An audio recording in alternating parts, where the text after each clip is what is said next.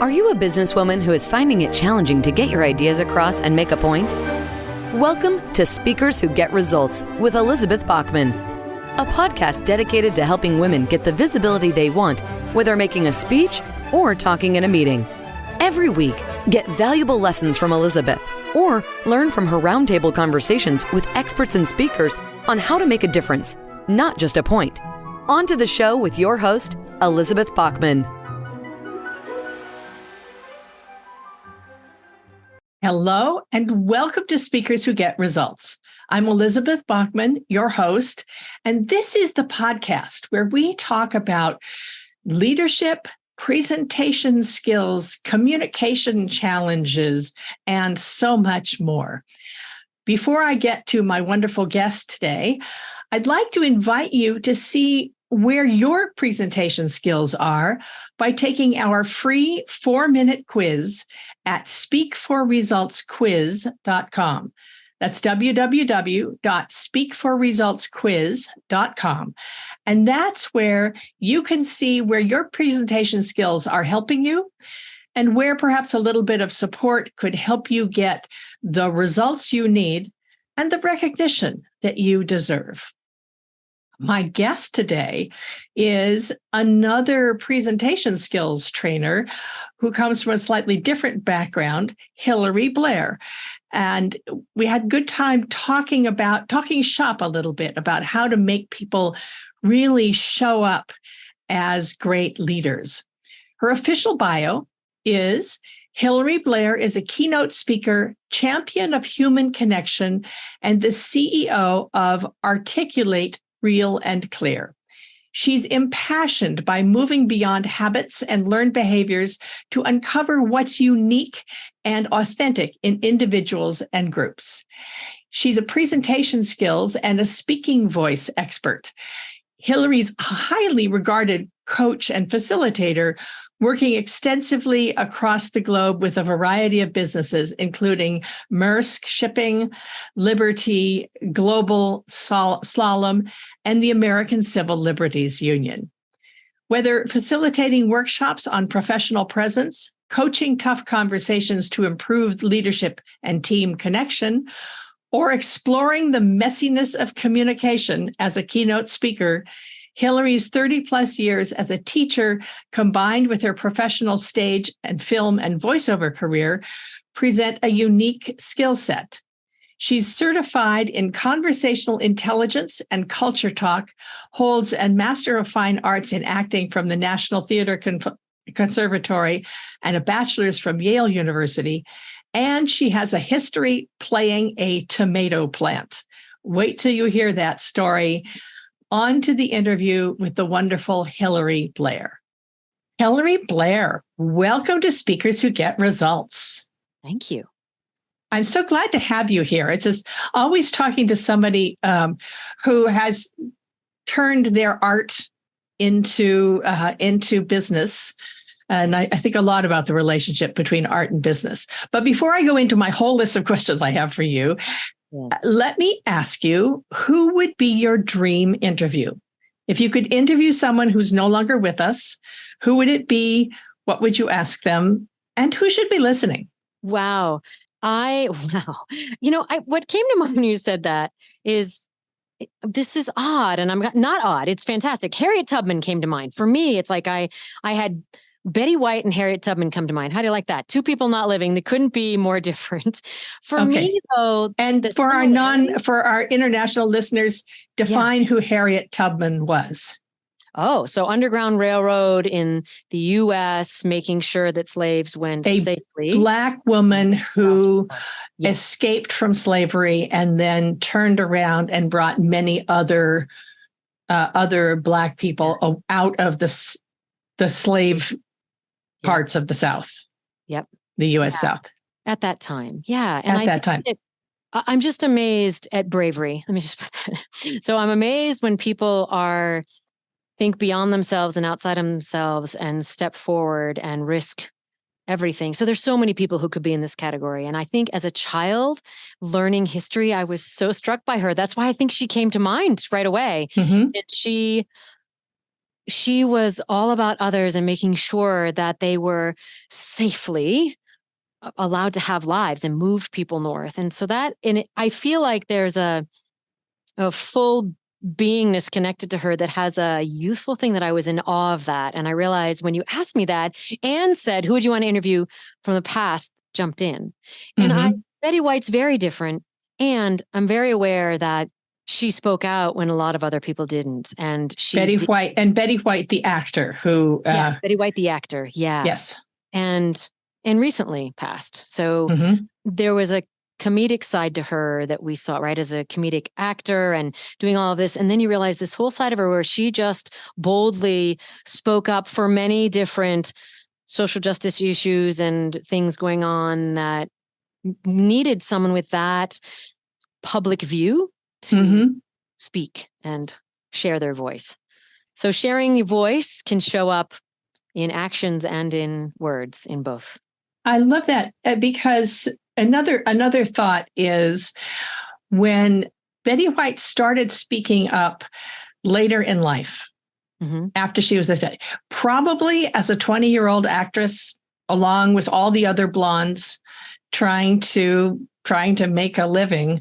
Yeah. Good for her that she made a living and good for her that she kept on going. It wasn't until she was older that she was really celebrated and then and showed that she wasn't just the dumb blonde, which was the character she often played, but being able to speak up. Often I find at a certain point as women, we get to the point where we just say to hell with it. I don't care anymore. I'm just going to say what I think. Right. Tired of fitting in. Yeah. So, Hilary, I have a lot of things to ask you about voice and executive presence and leadership, but I don't often get other former performers. I don't often get other performers that I can interview. I'm just curious how you got to what you're doing now from a previous life of being a teacher and a performer. Right. Definitely was in the land of what we call arts for art's sake. So teaching other artists and for the artist world. And it's important to know that I had the classic artist chip on my shoulder against anything to do with business. I did too. So, right. Money grubbing humans, right? So that idea, I was spotted by someone who saw what I didn't see in the work that I was doing. I was in a play, a children's play, three-hander, a really great three-hander, meaning three characters, and called Tomato Plant Girl. And I was playing Tomato Plant Girl. Tomato plant girl. Yes, tomato plant, like a tomato plant. So I grew from a tiny little plant to a large plant to a tomato, to a giant tomato.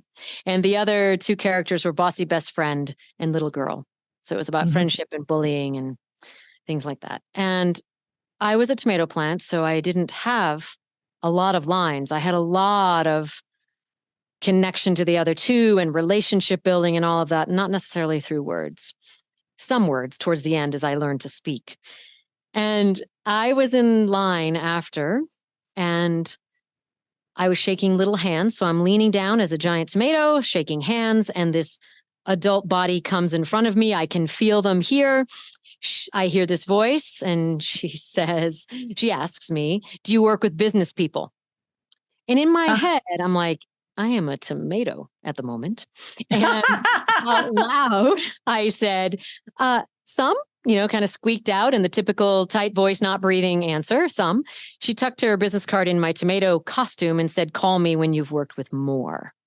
At this point, I had been teaching for decades already. And I had some business people come through, not many. When I went back to the theater where I was teaching classes, and I started getting phone calls that were like, do you work with business people? And I said, yes, I do. And so for 5 months, I practiced.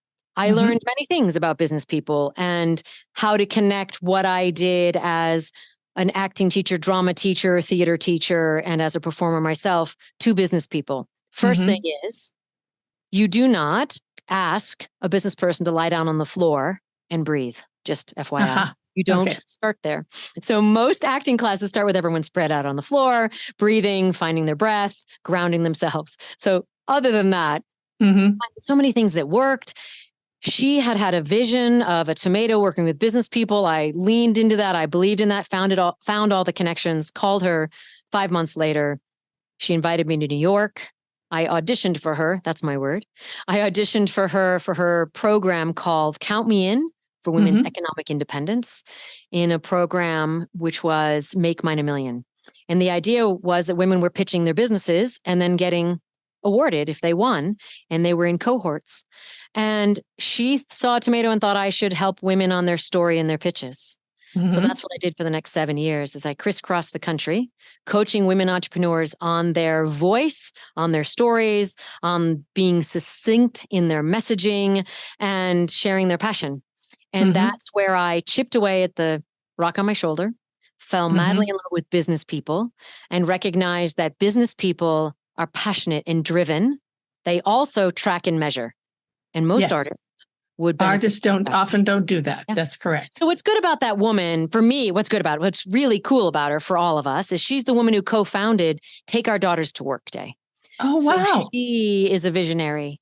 Mm-hmm. And I feel called to all of us to remind us to be visionaries for each other and see Mm-hmm. what we can be that we might not be able to see. Because she saw what I could be and where I've gone far before I did. And I don't think I would have even ended up there had she not suggested it.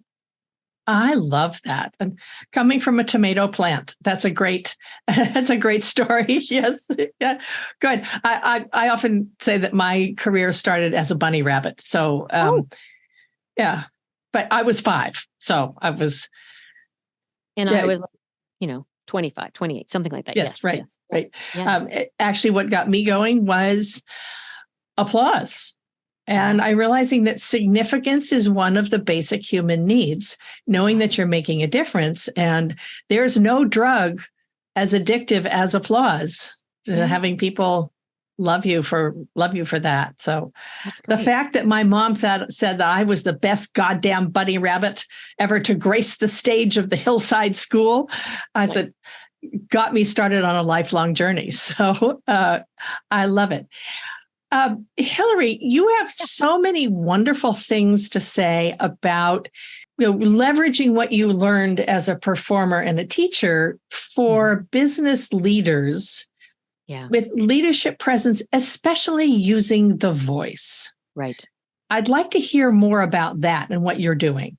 Sure. There are so many angles where we interfere with ourselves and where we cut ourselves off, where we put up a wall, where we don't connect with other people. Mm-hmm. And I have found the speaking voice to be a great self-awareness, litmus test, what's going on. And the key part of that would be breath. Because the breath is the first thing that our body holds in protecting us. And most of the time in leadership positions, we are not in quote unquote safer situations. We're in business meetings, we're talking to clients, we're having tough conversations with employees or direct reports, and we are in all of these troubling situations. And instinctively, our body holds. And the key place, even if you look like you're hanging out okay, is the breath. And my big thing is we want to get that breath flowing again so the voice can be connected so that we have that relationship happening. But we can't slam ourselves. We create habits to succeed, not sabotage ourselves. So our bodies are holding the breath to keep us safe. We're not holding our breath to sound funny or not connect or whatever those things are going on. So first saying, thanks, got it. I'm not in a safe place. And I've still chosen to be this leader and I have to have this conversation. I have to give this presentation. That mindset, I find a lot of mindset adjustments are important in the affirmative side versus slamming ourselves. We're really good at being hard on ourselves. Oh, I'm doing that thing again. Oh, that's happening. And I invite people to say, thanks, you're right. And I'm going to override that and I'm going to breathe and be present with this person, even though it's uncomfortable, even though it's a tricky situation.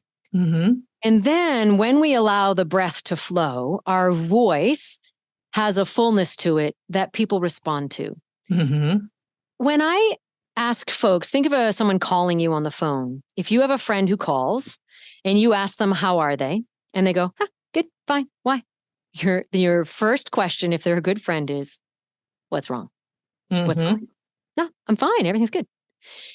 So we connect to voices. And when we're on the phone, we've isolated seeing the visual and all of that. When it's a close friend, we know instinctively what to ask. That's happening in every leadership position, in every presentation position. We're not necessarily paying attention to it. We want to pay attention to it in others, and we want to pay attention to it in ourselves. So that held breath, that person who's not sharing, I'm good, really, I'm fine, is all consonants. So consonants tend to carry the intellectual content. Vowels tend to carry the emotional content. And we need a nice balance of both of them. So if someone said, yeah, I'm good, then you're like, oh, okay. Because that's the vowel and consonants together. Leaders, business people, tend to default to the consonants, not necessarily because things are bad in their world, but because we have attached professionalism to only sharing facts and not sharing our whole being. Recognizing that people respond to a whole being showing up, we need breath flowing. Our voice rides on the exhale. That's how we speak. Yeah.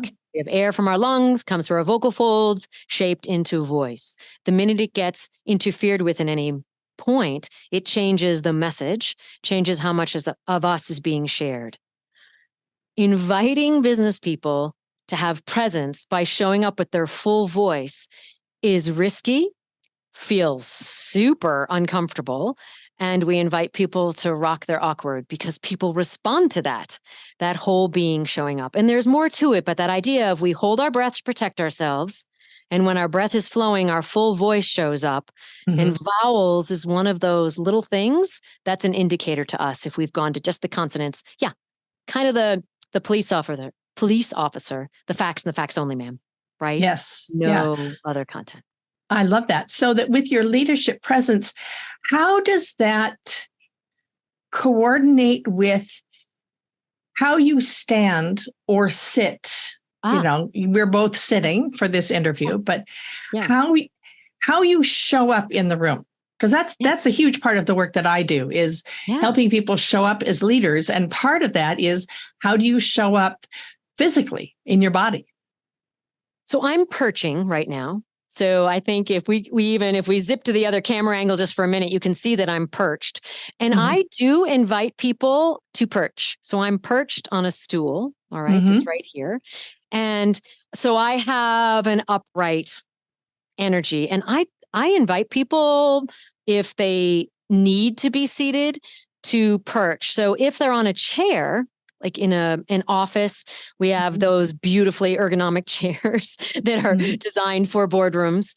I invite people to come to the front of the chair so the back is behind. Yes, like there's a space, and to sit upright and come forward, not leaning forward. There's a really big difference between leaning in and being forward and open. So the leaning in can have that feeling of coming at someone, but simply being forward and open and connected to that, being present and being seen, is often in the shoulders. We don't even realize we're closing off. And this is all the people I work with. It's not gender specific. A lot of things people connect to gender specific, and I have found them to be across gender. They're interpreted differently in different people, but they are. That's true. Doing them, and they send different stories. So when we close off slightly, there's a difference between here and here, here and here. Tiny difference. So when people talk about posture, they're often thinking here and like here. So, and for those who are listening, audience, she's hunching her shoulders forward and back just a little bit. Yeah. So it's only a tiny bit of a difference in my shoulders from being a tiny bit closed and a tiny bit more open versus being fully. Often when we talk about bad posture, we go to an extreme version of it with our body closed off. And then we go open up. We have people throwing their shoulders back in this odd way. Those two examples for me are where we disconnect with business people, because I feel like when we ask them to have good posture, if we're not clear, they go to that extreme version and then they shut down about it, versus inviting the subtle difference, the subtle difference of voice, allowing the breath to flow, the subtle difference of being open, the subtle difference of sitting forward in your chair and sitting upright versus sitting back and kicking your leg, this kind of thing. Generally, we think I'm doing this so I look relaxed. I'm doing this so I'm inviting you to speak. Counterintuitively, doesn't land that way, right? This lands as more open. And we're inviting the leaders that I work with to re-examine, to look at perhaps the counterintuitive way that they're like, oh, I didn't think about that. I thought that would open up. This actually is more open. So if I want to be seen and want to invite people to be seen, we step forward with that risk and that openness, both vocally, breath. So this helps the breath, and body-wise. Yes, right. And of course, if your shoulders are open and you're standing up straight, then you have a better column of air, access to a better column of air. And thinking about this, how do you manage this in our Zoom meetings? So I'm sitting at a desk in front of a green screen. You're actually in a studio, which is a great treat. How do you manage that when you only have a box from the shoulder up? Yes. The first thing is to remember that even with a box from the shoulders up, that we can feel whether you are upright. We can feel your breath. Even if you have your camera off, even with your voice, we can hear if it's connected. That story that is portrayed in a box, honoring that. We've been watching stories in boxes for a long time. So we know what does and doesn't work. So we know from watching television shows, from watching movies, that there's a whole story here. And we can often even tell whether someone's hands are in their lap or if they're actually on the table in front of them, open and connected. So sitting forward, you have that framing, which they invite that framing, right? Which is the either shoulders up. Sometimes you can go, I'm more in the waist up in this bigger shot. In the tighter shot, I am from the same as you, that kind of shoulder area up.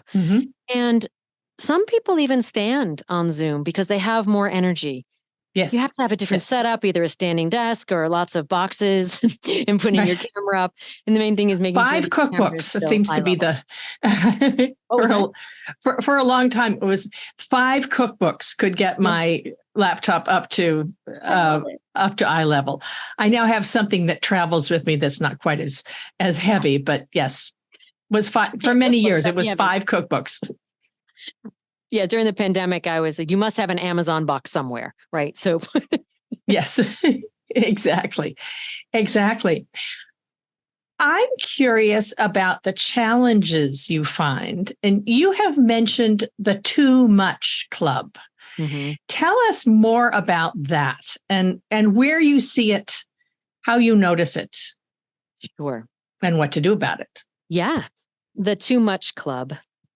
And I'm also thinking about just going back for just a moment and then the too much, the standing. I also want us to recognize that standing is actually physically standing, or for all of the, and you know this too, for all differently abled and where we are, there's sometimes an assumed energy of what we mean by that. So that idea of standing, whatever it is that energizes us to connect more, right? Yes. And to whatever situation we're in, even if we're talking in the car, right? Or even if because that happens a lot, or even if we are in a wheelchair, whatever it might be, it's that energy of being connected. And I've heard you mention that a number of times, Elizabeth, that energy is the important thing of connecting. Yes, and absolutely. The too much is where it can show up.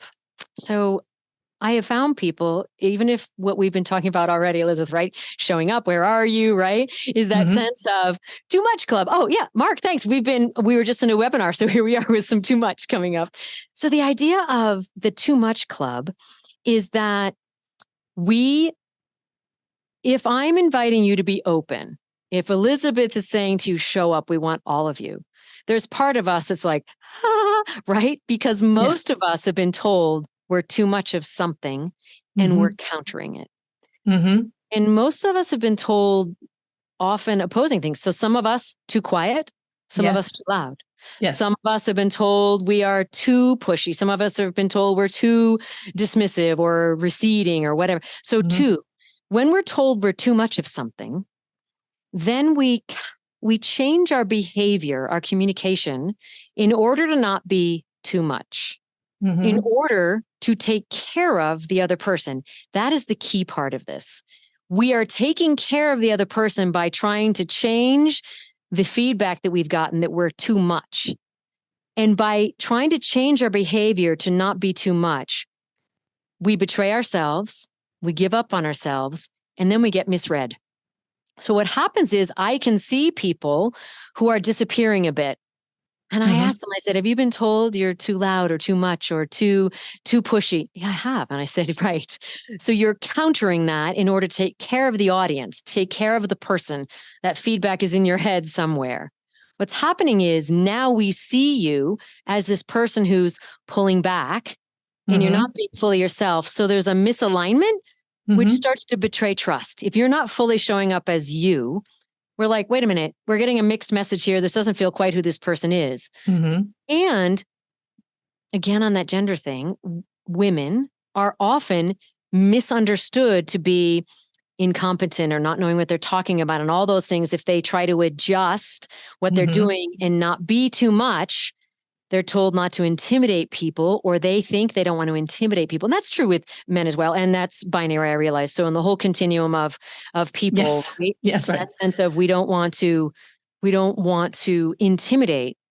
Studies have shown that it's actually that people are intimidated. You don't intimidate them. So to show up as your full self and create space for them, instead of trying to limit yourself, invites that person into the full space as well. When I work with leaders, I was working with a guy just the other day, and I'm like, I want you to show up with all that. He's tall, he's big. I want you to hold that space as a tall, big leader and invite people into that, which is far more his personality as well, versus kicking back to give space. Stay here. There's a bit of a too much that is too much. Yesterday, I was at an event where it was a discussion, and one of the participants was a guy who was louder than everybody else and who kept saying, "You're wrong, you're wrong, you're wrong." And if my employees can't take it, well, then they leave. And I thought, well, I'm not sure I would want to work with that person who's shouting all the time. Yes. So if that's his real self, where do you find the balance? Because for me as a listener, I would want him to accommodate me rather than coming off so loud and dictatorial. I interpreted it as dictatorial. So that's the other side of that. I don't know this person. So my feeling is that he's been told he's too much of something, and he's been told he's too loud or too it. And he's like, I still need to be heard. So what I see is someone overcompensating for not being heard, not understanding, be too much. Sometimes I feel like some guys are being told not to be guys in the space too, like too much, right? Too much of them. And it's showing up that way. Just like if someone is told that they are so I was working with a young woman and I was like, what's going on? I was told I was a bulldozer. So her behavior, she chose to go the other direction and gave up being strong. And then she was too much. She was too timid. She wasn't there. Her voice was off. She was choosing to go the other direction. It also was too much, that direction. Instead of what I often say is a lot. So if this guy is showing up that way, I'm assuming it's in reaction to not feeling heard, not understanding, not like I got to get them to do what they're doing. So and this is totally my without knowing him, but it is a type we've seen. Analysis. Yes, right. Yeah, and I hear you completely and agree with you. He is being too much. He's being too loud, too pushy, too prescriptive, and it is shutting people down. Right. If we go behind that, if I were working with him, I would say, hey, there's a lot of two coming up. What have you been told? Or what are you think you're being told, and what's your behavior responding to. He might be truly a leader who's bombastic. Yeah. He might be there. I thought of it as so he runs a construction company. Yeah. And so he's used to shouting in a space without a fit. And this was a quiet boardroom. Yeah. With a bunch of people in suits. So it was an interesting, this makes me think, as I always go back to strategic empathy, my technique of strategic empathy, which is put yourself in the shoes of your listeners who you're presenting to choose a language and a style that they will hear. You don't want to completely blend, but you also don't want to scare them or push them back. I was curious about, I've often thought adapting your style and your language to your listeners. Totally. It's different from what you're saying about don't change yourself. Okay. So, because don't change yourself is not the same. So don't change, stand up for who you are. And you still need to speak a language they can hear. Great. I think of it in terms of language. If you're using the same words, but it's a different language, you still have to speak in a manner that they can take in. Let me clarify, because words create worlds, right? So when I hear don't change yourself, definitely not feeling that, because I feel like the too much club is what we do. We do change ourselves. It's to be aware that we might be countering something, which is where our strength is or our superpower. Not change ourselves, but be aware of a reflexive flip switch. And we need to style shift all the time for our audience. And we style shift. And when people say, then I'm not being authentic, I'm like, really? You only have one gear? We're multifaceted human beings. We have multiple ways of being authentic. If he's gotten used to being like, and he also, when I hear people shouting or being louder, I often check first, like, do you have a hearing? Is there a hearing issue? And especially if he's been in construction, right? That there might be something that he might not realize he's that loud. He's calibrated incorrectly. I'm totally with you on, we have to shift for our audience. And we might be coming at it from a slightly different angle or different coaching situations. Not even necessarily different styles, but like, oh, that's a different question or coming from a different angle, right? So I totally hear you on that. He was misreading his audience and misreading his tactic, I would assume, right? He's using a tactic that wasn't working at all. Yeah. He might have limited tools, ironically, for a construction guy. I often put the little tool chest right here, right? So I know what you do for sure is you're giving people more tools. He is limited. So if, I sometimes joke, sometimes we just seem to have a spork, right? And that's all we have. We're trying to use the spork for everything. For international listeners, that's a spoon and fork together. It's a spoon with the fork tines. Yeah, that fork. Often they put, because they don't know what you're going to get to eat. And so that sense of, if he doesn't have enough tools, including the self-awareness piece, there can be a sense of flailing or feeling lost and going harder at the thing that has worked. Yeah. So if he's been in construction, that has worked for him. Like, he wouldn't choose to do something that hadn't worked, but we can watch him going, okay, wrong tool for the job. Right? Got it. Yes. Right. So it's more, and I'm totally on board with you. Wrong tools, wrong situation, not landing well. And it sounds putting like yourself in the shoes of your audience. Yeah. And say, how can they hear this? Yep. Because if you address them in a language they don't understand, they're not going to listen. They're going to shut down. And then you've wasted everybody. Then everybody's time has been wasted. So, and how do you find that style shift that's still you? And you have lots to choose from. Right. You have so many ways to show up. Yep. I love it. Hilary, Blair, this has been such a delight. I could talk to you for hours about this. We probably have to get together one of these days and have a good constructive argument about all of this. That's good. It would be fun. I love that friction to have some, talk about things. Could you give us one place to start? Leave us with one place to start for the people who are listening to say, "Oh my God, she's talking about me."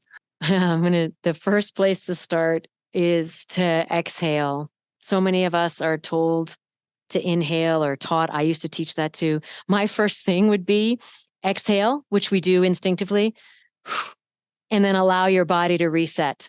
So we're designed as a vacuum. So the minute you exhale, it's the pause we need to think. When you exhale, the air comes in and we get the oxygen in our bloodstream. And it's the first place to recognize that counterintuitively, we hold our breath. And it's the place to release that, to allow that. And at the end of an exhale is a built-in pause in the human being till you need oxygen. So it's a built-in way to have a pause. I love it. Allow the air back in to connect. I love it. This is wonderful. Hilary, thank you so much for being a guest on Speakers Who Get Results. If you enjoyed this, dear listeners, dear readers, dear watchers, if you enjoyed this, please tell your friends, spread the news so that we can get more listeners to brilliant guests like Hilary. So you can subscribe to us on YouTube, subscribe to us wherever you are, whatever podcast app you're listening to. And please, if you get a chance, leave us a good review on Apple Podcasts. That's the one that's visible. So that's the one where we need more followers. This has been Speakers Who Get Results. I'm Elizabeth Bachman. I'll see you on the next one. We have just concluded another great episode of Speakers Who Get Results with your host, Elizabeth Bachman. If you got value from today's episode, please feel free to share us with your friends and colleagues. You may also visit elizabethbachman.com for additional resources. Be sure to tune in every week for new episodes, and thanks for tuning in.